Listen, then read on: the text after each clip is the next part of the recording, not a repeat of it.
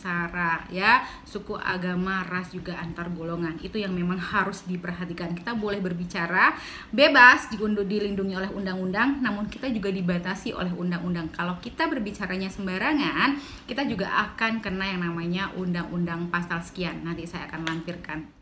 Baik, pentingnya kita berbicara terkait dengan etika public speaking adalah untuk kita bisa berhati-hati ketika kita berbicara di depan umum.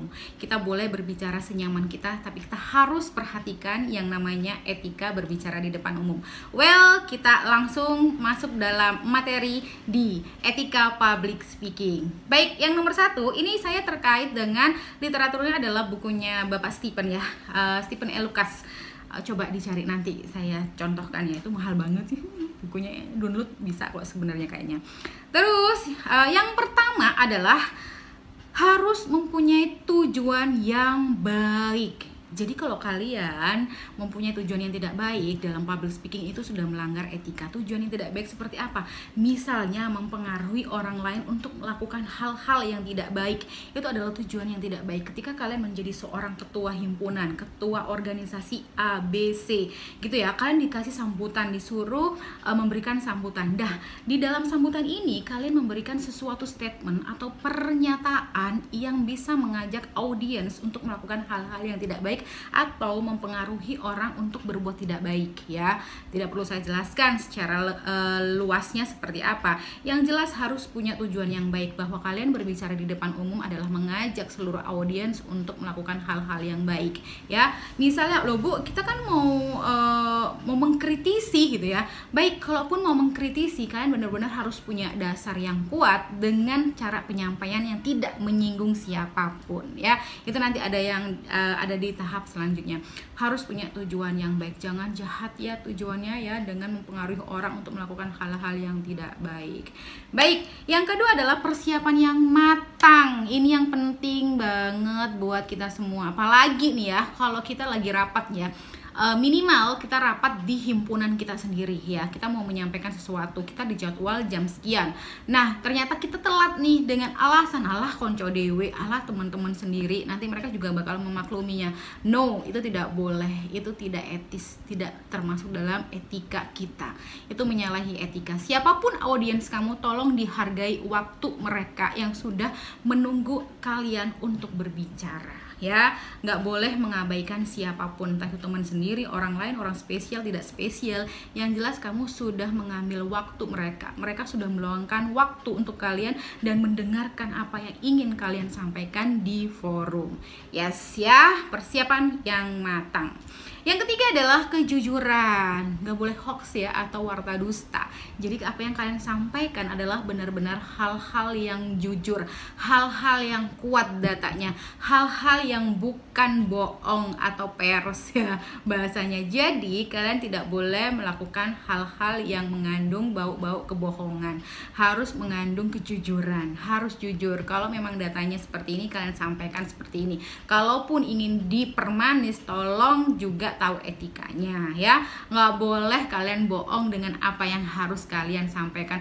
Kalau sebenarnya kalian tahu orang ini sebenarnya seperti ini, tapi kalian membagus-baguskan, gitu ya, mending nggak usah deh, nggak usah disampaikan. Padahal dia di belakangnya seperti ini, tapi kalian bicara di depan umum membuat hal-hal yang tidak benar tentang orang itu, atau sebenarnya orang itu bagus, gitu ya, tapi kalian menyampaikan, menyinggung orang itu dengan hal-hal yang tidak benar adanya. Itu namanya ketidakjujuran. Jadi dalam etika berpublic speaking itu dibutuhkan yang namanya kejujuran. Apa yang kalian sampaikan adalah benar adanya, nggak perlu dikurangi, nggak perlu ditambahi. Kalau orangnya baik yang kalian ceritakan, ceritakanlah kebaikannya. Kalau memang orangnya buruk yang kalian mau ceritakan, mending kalian pikir kembali untuk menceritakannya, ya.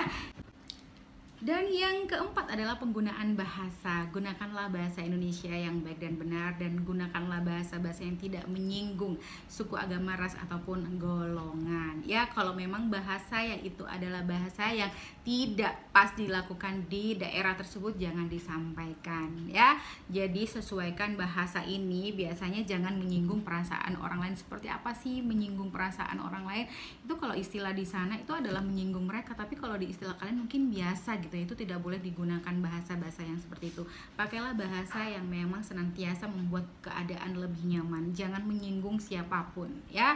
Itu penggunaan bahasa, diperhatikan ya bahasanya, sesuaikan di mana kalian juga berbicara ya. Lalu yang kelima adalah hindari etnosentrisme ataupun ya yang tadi saya bilang suku agama etnis ya, suku agama, ras dan juga golongan. Jadi kalau kita berbicara suatu etnis tertentu, kalian jangan terlalu jauh gitu ya. Kalaupun kalian mau menyampaikan, sampaikanlah hal-hal yang baik, jangan menyinggung terkait dengan suku agama, ras dan juga golongan. Itu akan menyinggung banyak orang ya. Kalau kita memang bebas berbicara, tapi bicara ya ada undang-undangnya ya. Pasal 28E ayat 3 itu bebas kalau nggak salah, itu nanti saya carikan lagi. Dan kita pun ternyata juga dibatasi untuk berbicara, maksudnya itu ada hal-hal yang tidak boleh kita sampaikan ataupun hal-hal yang menyinggung orang lain, karena kita akan kena undang-undang juga ya.